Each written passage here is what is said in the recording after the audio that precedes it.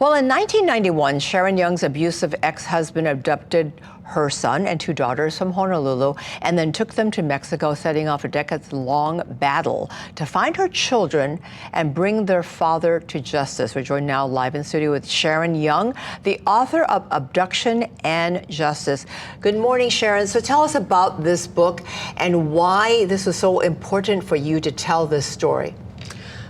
It was important, number one, because I think it can be an effective tool for other parents that may feel that their kids could be subject to abduction.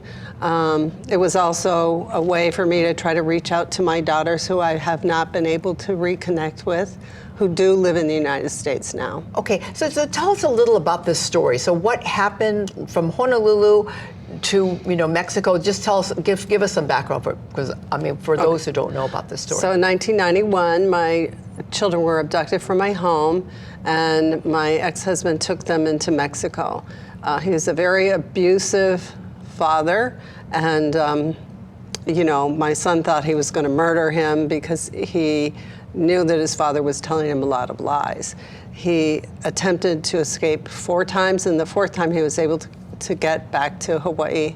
And then my daughters remained in Mexico, but eventually came back to the United States for college, and they both reside on the East Coast now.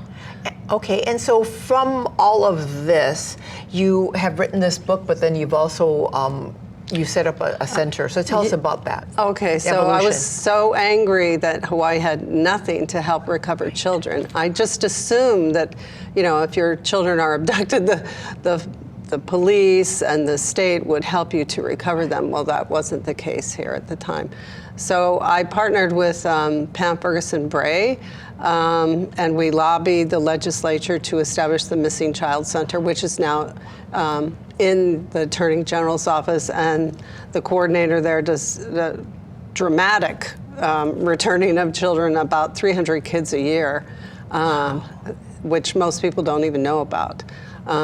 So anyway, that I'm very grateful that my anger was turned into something very positive for the state. Yeah, I was just going to say that because of you kind of spurred this Missing Child Center. Yeah, exactly, the center. So that's such a blessing. So tell us about that, what you have done now, because you also are the author of this book. So tell us about your book.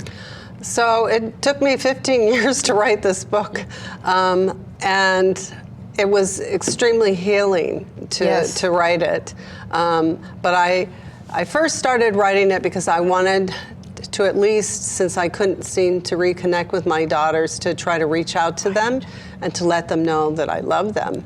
But I then decided, if that doesn't work, maybe similar to the Missing Child Center, I can put out something that might be useful to parents, to police as well. One of the major things that people don't seem to get is that if a child is abducted, it doesn't mean that the child is safe if they're with a parent. In most cases, it's retribution or a means of controlling the other parent. And I'm just dumbfounded even to this day that even though there's so much evidence to the contrary, that people want to believe that if the kid is with, somebody, it could be a parent or another family member, abducting a child. No parent that really cared about their child would ever abduct them. Of course not. So it's parental abuse, or it's child abuse. And even the recent case with this man withholding the children, that recent Miley alert, it's a case of abuse. He was using it as a manipulative manner to control his ex-girlfriend. That's all he was doing. Yeah, thank you. Thank you, Sharon, for your time. And thank you for your blessing, because now action has been taken. Appreciate it. And of course, all of this information and more about how you can get Sharon's book is on our website, KITV.com.